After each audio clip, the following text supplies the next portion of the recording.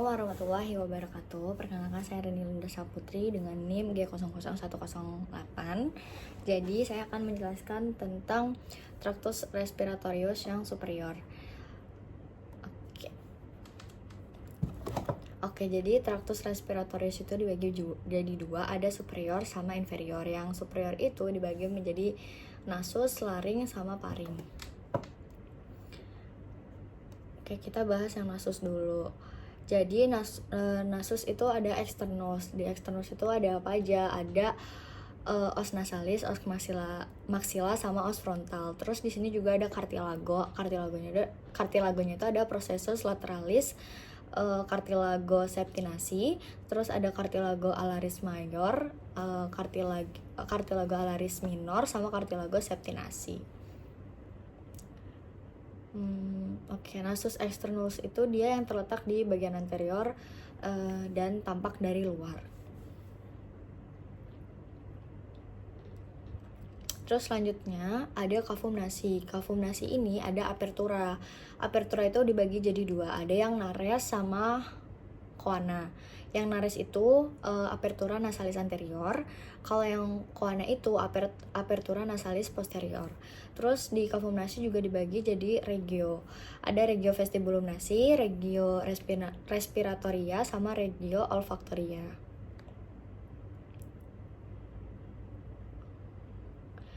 Terus apertura anterior itu dia yang ngehubungin kafumnasi dengan bagian inferior dari nasus externus dan lingkungan luar. Terus kalau apertura posterior itu atau coana tadi itu yang membuka ke dalam nasofaring. Terus kalau selanjutnya ada septum nasi. Di septum nasi ini dia ada cartilago septinasi, ada vomer, terus ada lamina perpendicularis, os etmoidal, sama spina nasalis os frontal, terus os nasal, crista nasalis os maxilla, sama os palatinum. Terus di dinding lateral itu nanti kafumnasi itu punya 3 lengkungan tulang. Tulang yang bertingkat atau konka, yaitu ada konka nasalis superior, media, sama inferior. Terus konka nasalis itu nanti ngebagi kafumnasi jadi 4 saluran. 4 saluran udara. Ada recessus sphenoethmoidalis, meatus nasi superior, media, sama inferior. Oke, muara sinus parietalis dan ductus nasolacrimalis di dinding lateral itu yang pertama recessus sphenoethmoidal itu dia bakal bermuara di sinus sphenoidalis. Terus ada meatus nasi superior itu terdapat muara dari selula ethmoidalis posterior. Nanti di meatus nasi media itu terdapat bangunan bula ethmoidal, hiatus similunaris, infundibulum ethmoidal, sama processus uncinatus. Terus ada meatus nasi inferior, itu terdapat muara dari ductus nasolacrimalis. Selanjutnya ada sinus paranasal. Itu ada sinus dibagi menjadi 4. Ada sinus maxillaris, antrum hickmori, sinus frontal, sinus ethmoidal, sama sepinoidalis. Oke. Untuk vaskularisasinya nanti aliran darahnya itu dia berasal dari arteri carotis interna et externa. Terus nanti cabang dari arteri carotis externa itu dia ada arteri spenopalatina, arteri palatina mayor, arteri labialis superior, dan ramus lateralis nasi. Terus dari cabang arteri carotis interna itu dia nanti ada arteri ethmoidalis anterior dan arteri ethmoidalis posterior. Inervasinya itu ada sensorik penciuman yaitu SFA, nervus olfactorius 1, sensorik umum GSA, itu cabang dari nervus ophthalmicus 6, itu ada nervus ethmoidalis anterior sama nervus ethmoidalis posterior. Oke, lanjut masuk ke paring. Di paring ini dibagi jadi 3, bisa disingkat dengan 0, yaitu nasofaring, orofaring, dan laryngofaring. Gitu. Nasofaring itu dia letaknya ada di posterior nasus dan superior dari palatum mole setinggi FC 1 sampai 2. Kalau orofaring dia terletaknya di posterior cavum oris, dia setinggi FC 2 sampai 3. Laryngofaring terletak di posterior laring setinggi FC 3 sampai 5. Kita bahas yang nasofaring dulu. Nasofaring itu fungsinya sebagai respirasi. Terus di sini nasofaring itu terletaknya kan di posterior cavum nasi. Nanti keduanya itu dihubungin sama sama coana. Terus di sini ada optae atau ostium pharyngeum tubae auditif Estauchi. Ini merupakan pintu masuk dari tuba auditiva yang ngehubungin nasofaring sama kavita tympanica telinga. Terus selanjutnya ada tonsilla pharyngea. Itu terletak di membran mukosa dinding posterior nasofaring. Terus juga ada torus tubarius, itu peninggian di sebelah posterior dan superior optae. Terus ada torus levatorius, itu peninggian di inferior optae yang dibentuk oleh musculus levator veli palatini. Ada recessus pharyngeus, itu terletak di dorsal torus tubarius gitu. Terus lanjut yang orofaring, fungsinya sebagai proses pencernaan.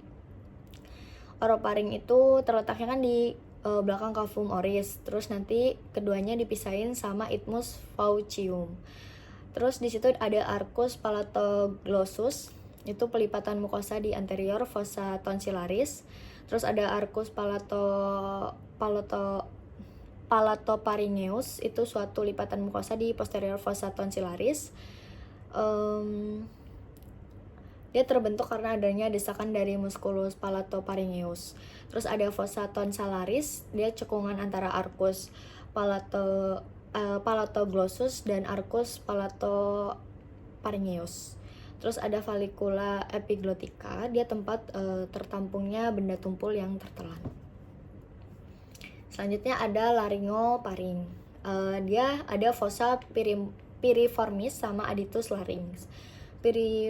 Fossa piriformis itu letaknya di kanan dan kiri dari laryngoparing. Dia fungsinya untuk menampung benda tajam yang tertelan.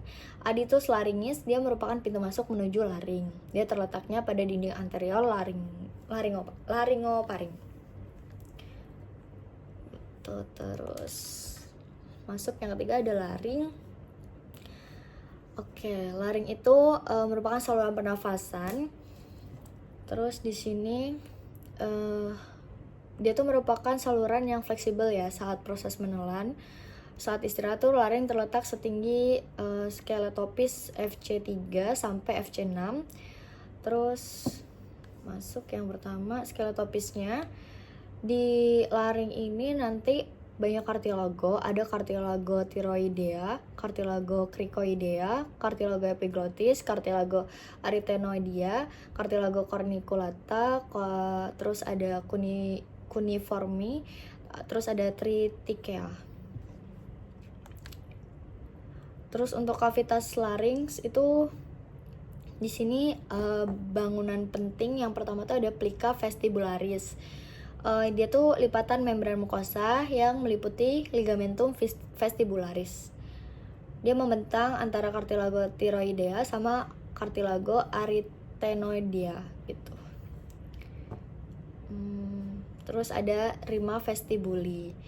Dia tuh celah yang terletak antara kedua plica vestibularis dextra et sinistra. Terus ada plica vocalis. Dia lipatan yang meliputi ligamentum dari vokal dan musculus vocalis. Dia fungsinya untuk mengontrol produksi suara. Terus ada rima glottidis. Dia tuh celah yang terletak di antara kedua plica vocalis. Yang terakhir ada ventriculus laryngalis. Dia terletak di antara plica vestibularis dan plica vocalis. Terus di sini tuh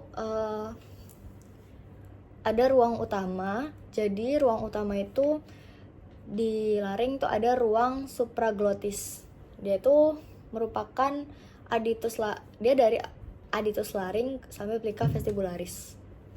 Terus ada ruang transglottis, terus ada ruang subglottis.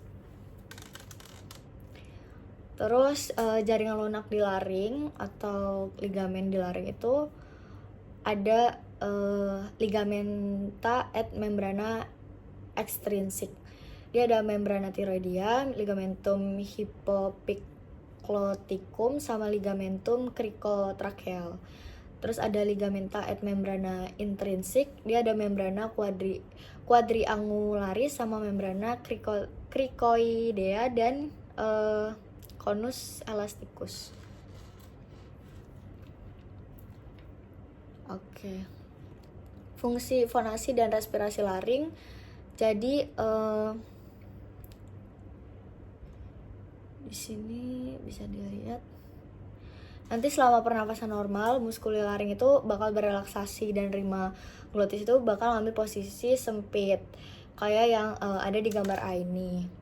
Terus nanti selama inspirasi dalam, ligamentum vokal itu diabduksi sama kontraksi dari muskulus cricoaritedoid posterior. Dia membuka rima glotidisnya melebar menjadi seperti bentuk layang-layang gitu. Ini yang gambar Beata Forge respiration gitu. Terus nanti selama dia fonasi itu dia otot-otot arytenoidnya mengaduksi kartilago arytenoid. Pada saat yang sama dengan musculus cricoidea lateral melakukan aduksi sedang. Itu gambar yang C itu, atau itu fonasi gitu kan. Terus kalau selama berbisik, ligamen vokal itu bakal diaduksi kuat sama musculus cricoidenoid lateral. Gitu deh.